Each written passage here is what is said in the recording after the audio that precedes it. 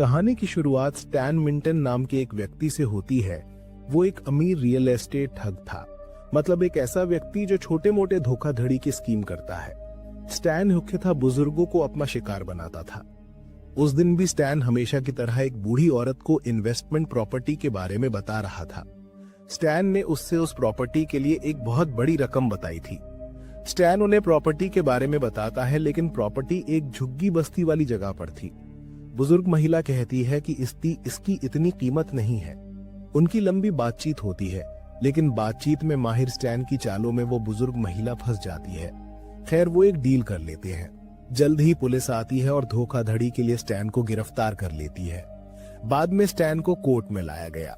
Stand ने माल नाम के एक वकील का इंतजाम किया था। इसमें कोई शक नहीं कि स्टैन को धोखेबाजी के लिए सजा होगी।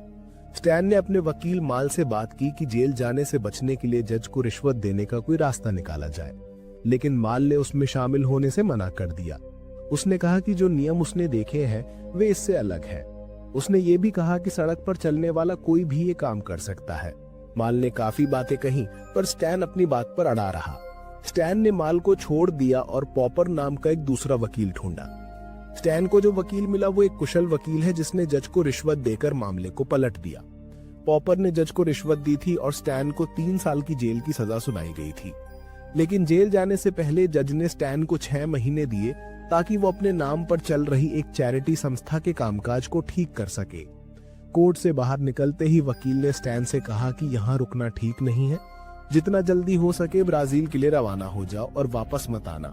पर स्टैन की सारी कमाई यहीं फंसी थी, इसलिए उसका सब कुछ छोड़कर जाने का दिल नहीं कर रहा था और जो पैसा था वो फ्रीज कर दिया गया था। उस दिन स्टैन अपनी पत्नी मिंटी के साथ खाना खाने बाहर गया। मिंटी की इच्छा थी कि स्टैन के साथ एक परिवार शुरू करे, बच्चे पैदा करे, पाले पोसे, लेकिन स्टैन का अभी इसके लिए मन नहीं था। मिंटी नाराज हो गई और वहां से उठकर चली गई।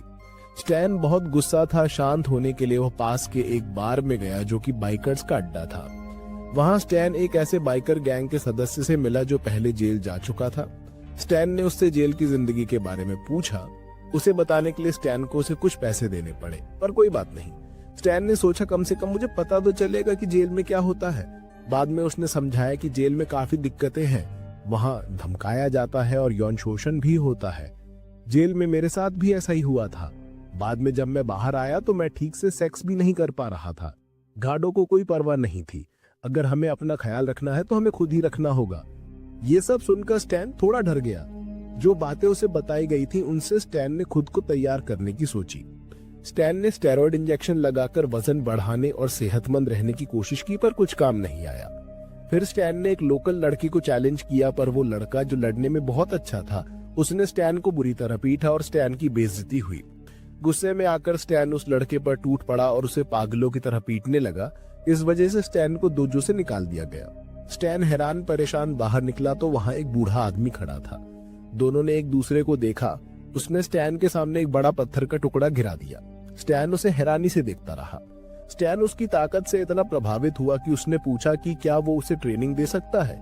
उसने कहा कि जैसे ही उसके पैसे मिलेंगे वो उसे दे देगा। स्टैन ने कहा कि वो मास्टर है और अपना नाम बताया। उसने ऑफर मान लिया और मास्टर को अपने साथ ले गया। स्टैन सीधा घर गया और मास्टर को घर के अंदर ले गया। स्टैन की पत्नी उसे शक से देख रही थी। मास्टर को किसी बात की परवाह नहीं थी। मास्टर घर में सिगरेट पीता हुआ घुसा।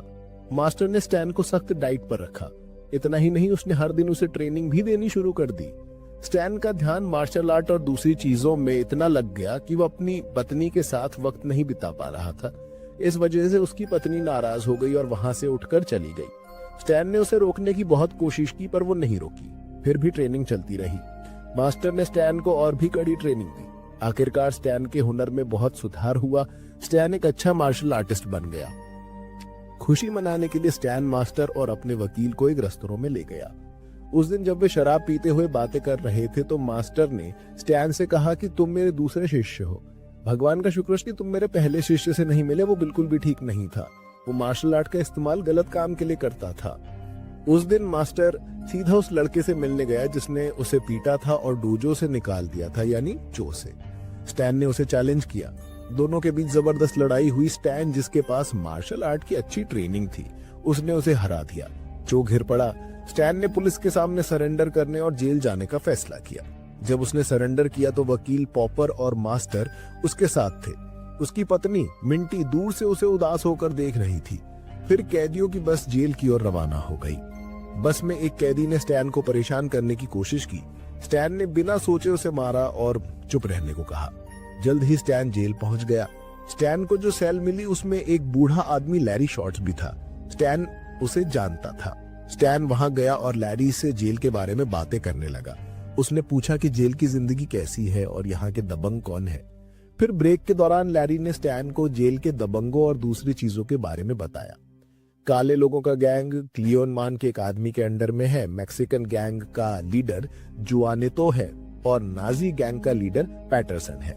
ये सब काफी खतरनाक है। फिर एक है बिग रेमंड, वो एक बदमाश है। वे नए कैदियों में से किसी को पकड़कर परेशान करता है। बिग रेमंड उस वक्त रॉबी नाम के एक नए लड़के को परेशान कर रहा था, तो स्टैन वहां गए और रेमंड को रॉबी को बचाने की लड़ाई के लिए बुलाया। रेमंड और स्टैन के बीच काफी लड़ाई हुई। स्टैन जो लड़ने में अच्छा था उसके लिए कोई बड़ी बात नहीं थी। फिर दूसरे गैंग भी स्टैन से लड़ने आए। स्टैन अकेला ही सबसे लड़ रहा था और अपने कौशल से वो सबको हराने में कामयाब हो गया। बूढ़ा फ्रांसिस ये सब अपने कमरे से देख रहा था। फ्रांसिस जो स्टैन के बारे में जानता था, उसने अपने फायदे के लिए स्टैन का इस्तेमाल करने की सोची। स्टैन के गैंग लीडर्स और रेमंड को हराने के बाद बाकी सब स्टैन को डर से देखने लगे। अगले दिन रॉबी डिनर के वक्त स्टैन के पास आया और उसे बचाने के लिए थैंक यू कहा। स्टैन जानता था कि इसकी वजह से उसकी जिंदगी में परेशानी हो सकती है, तो इसने उसने रॉबी के लिए हथियार बनाए। अगले दिन गार्ड स्टैन को वार्डन के ऑफिस में ले गए और वहां वार्डन ने उसे मामले के बारे में बताया। उसके पास बहुत जमीन थी और वो उसे रियल एस्टेट के लिए बेचकर बहुत सारा पैसा कमाना चाहता था। वार्डन के हिसाब से वो जमीन बहुत अच्छी जगह पर थी। स्टैन के बारे में तस्वीर भी थी, इसलिए वार्डन ने स्टैन से अपने बिजनेस में मदद करने को कहा। अगर वो उसकी मदद करता तो वो स्टैन की सजा कम कर देता और उसे पैरोल भी दे देता। वार्डन ने स्टैन को अच्छा ऑफर दिया और स्टैन मान गया। अगले दिन शावर के दौरान पैटरसन अंदर आया और स्टैन को मारने की कोशिश की, पर स्टैन ने पैटरसन का सामना अपने बनाए हथियार से किया। इसके बाद स्टैन ने प्रेजेंट पर ध्यान देना शुरू कर दिया। जेल में हमेशा कोई ना कोई परेशानी होती रहती थी, कभी छोटी मोटी झड़पें तो कभी गैंग्स में लड़ाई वगैरह। स्टैन ने सोचा कि उसे ये सब खत्म करना होगा। फिर स्टैन वार्डन के ऑफिस में रियल एस्टेट के कागज देख रहा था। तभी वार्डन ने डांग नाम के एक आदमी को बुलाया। डांग वार्डन के रियल एस्टेट प्रोजेक्ट में पार्टनर था।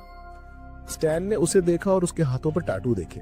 इससे साफ था कि उसका माफिया से कनेक्शन है। स्टैन जिसके पास पूरा कॉन्ट्रैक्ट था, उसने बताया कि इस कॉन्ट्रैक्ट में डांग को कुछ ज्यादा फायदे मिल रहे हैं, जो कि ठीक नहीं है।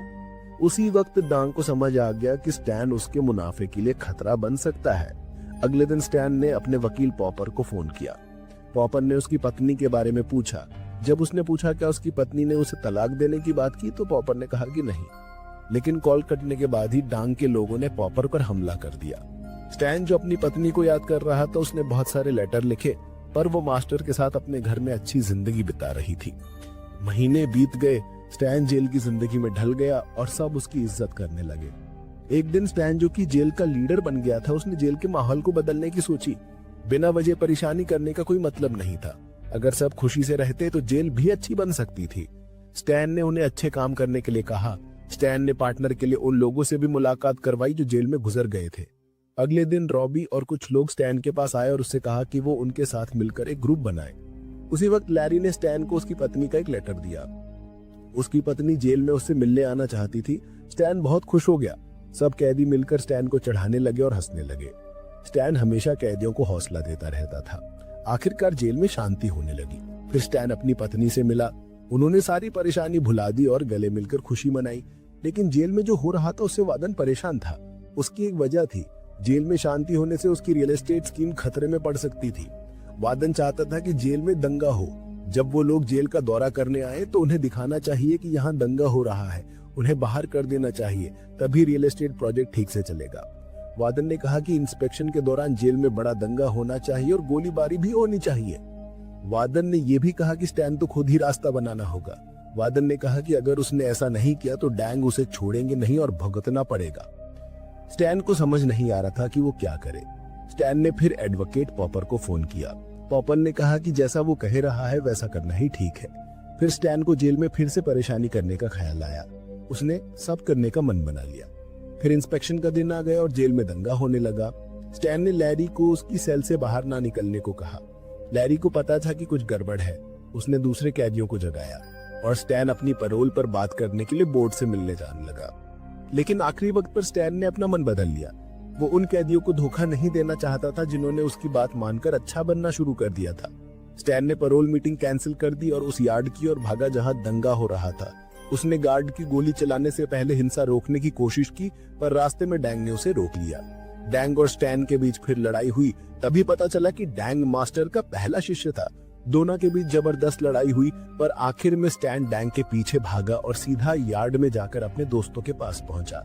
स्टैन ने उन्हें चुप रहने को कहा, पर गार्डों ने स्टैन को रोक दिया। लेकिन उस यार्ड में लैरी समेत कुछ कैदियों ने एक प्लान बनाया और गाने बजाने शुरू कर दिए। कोई रूल न टूटने की वजह से गार्ड गोली नहीं चला पाए। ये देखकर वादन आपा खो बैठा। उसने गार्ड से बंदूक छीनी और यार्ड में गोली चलाना शुरू कर दिया। वो इंस्पेक्शन करने आए लोगों के सामने ये सब करने लगा। उसने स्टैन को मारने के लिए भी बंदूक उठाई, पर ठीक उसी वक्त मिंटी और मास्टर वहां पहुंच गए। उन्हें पॉपर ने बता दिया था। उन्होंने मिलकर स्टैन को बचा लिया। इस तरह सारी परेशानी खत्म हो गई। 3 साल बाद स्टैन रिहा हो रहा है। सबने खुशी से उसे विदा किया। उसी वक्त पुराना वार्डन भी वहां आया जिसे सजा हो गई थी। स्टैन बाहर निकला। बाहर उसकी पत्नी मिंटी, मिंटी की बेटी और मदर थे। फिल्म उनके कार में बैठकर एक नई जिंदगी शुरू करने के साथ खत्म होती है। अगर आपको ये फिल्म अच्छी लगी हो तो वीडियो को लाइक करें और कमेंट में अपनी राय बताएं। अगर आप कर सकते हैं तो चैनल को सब्सक्राइब करके और इसे शेयर करके हमारी मदद करें। हम अगले वीडियो में फिर मिलेंगे। सब्सक्राइब करना ना भूलें और नोटिफिकेशन जरूर ऑन करें ताकि आप हमारी वीडियोस मिस ना करें। देखने के लिए धन्यवाद।